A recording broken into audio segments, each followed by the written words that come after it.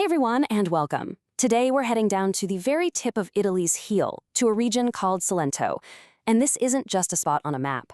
This is a place where history isn't something you just read about in books. No, it's lived, it's breathed, it's celebrated every single day. And look at this. Right away, you get a sense of what makes Salento so different. This is the heart of Lecce. I mean, look at that. A second-century Roman amphitheater just sitting there, right in the middle of a bustling modern square. It's incredible. This one picture really says it all. The ancient and the modern, they're not separate things here. They're literally woven together into the fabric of daily life. So, here's what we've got on tap for our journey today. First, we're diving into Lecce's Baroque heart, all about the stone. Then, it's out to the countryside, to the vineyards and villages to understand the land. After that, we'll get a real taste of Salento, its incredible food and wine, and we'll wrap it all up with the festivals and traditions that really bring this place to life, the spirit. All right, first up, Lecce. It's often called the Florence of the South, and its whole identity, everything, is carved from this one-of-a-kind, soft golden limestone. It's what allowed architects and sculptors to just go wild and create one of the most jaw-dropping Baroque cityscapes on the planet. This is just wow. This one slide gives you centuries of history at a glance. So on the left, you've got its ancient Roman roots, back when it was called Lupea, and on the right, the absolutely mind-blowing detail of the Basilica di Santa Croce. That's the peak of the Baroque era, right there. Same city, just layers and layers of history told through stone. And speaking of architectural genius, look at this. This is the Piazza del Duomo.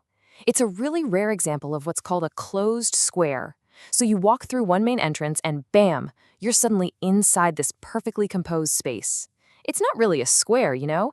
It's more like a theater, a stage, with the cathedral and its bell tower as the stars, all designed to just completely envelop you in its beauty. Okay, let's get up close and personal with that golden stone. This is a little detail from that same basilica.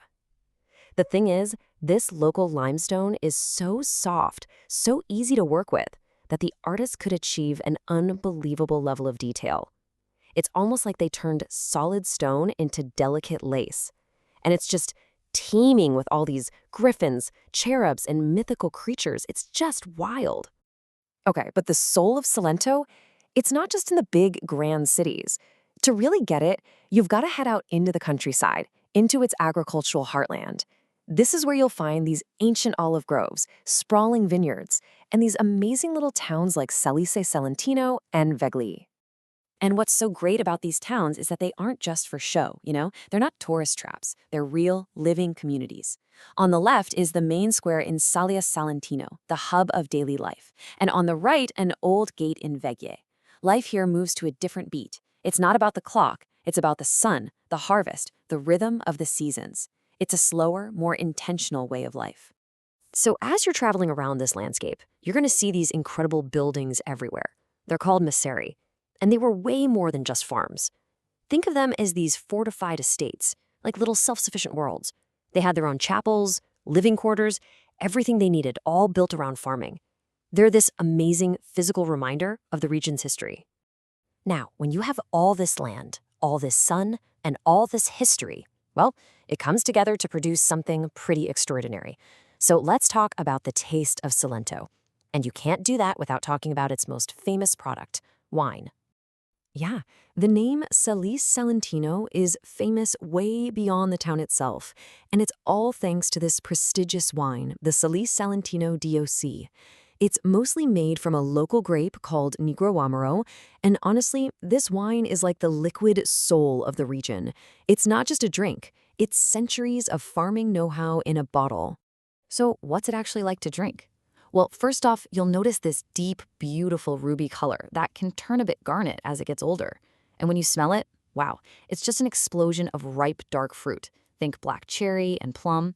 And as it ages, you start to get these really complex notes, like herbs, tobacco, even leather. In your mouth, it's full, it's warm, it's velvety, just a perfect balance of power and elegance. And of course, a wine like this needs the right food to go with it. In Salento, it was basically born to be paired with what they call cucina povera. It literally means poor kitchen. But don't let the name fool you. It's all about making unbelievable dishes from simple, local ingredients. The wine is strong enough to stand up to a rich horse meat stew. but it also has this acidity that cuts through a hearty pasta with turnip tops. They literally grew up together, and you can tell they belong together. And that brings us to our final stop on this journey. We've seen the stone, we've seen the land. Now let's see how it all comes alive through the spirit of the people, especially during their absolutely incredible festivals.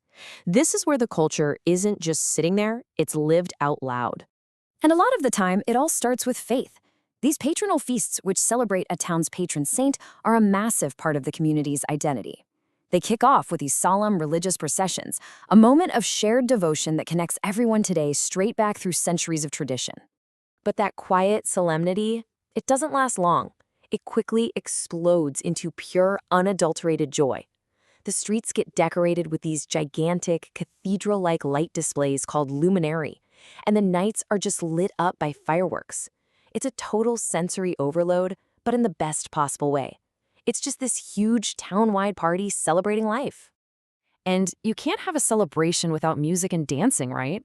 The pizzica, it's this traditional folk dance, and it's got this hypnotic, almost frantic rhythm. On warm summer nights, you'll see people dancing it right in the town squares. It's just another one of those powerful, living pieces of the region's soul. So in the end, it all just weaves together beautifully. There's a quote that puts it perfectly. The story of Salento isn't just found in its ancient monuments. It's something you can taste in the food and wine, something you feel in the rhythm of a dance, and something you hear in the voices of the people. And that really leaves us with something to think about, doesn't it? In a world that just keeps getting faster and faster, what can we learn from a place like this? A place where the past isn't a burden, but a constant living source of identity and joy. What does it really mean to be that deeply rooted? It's definitely something to chew on. Thanks so much for joining me on this journey.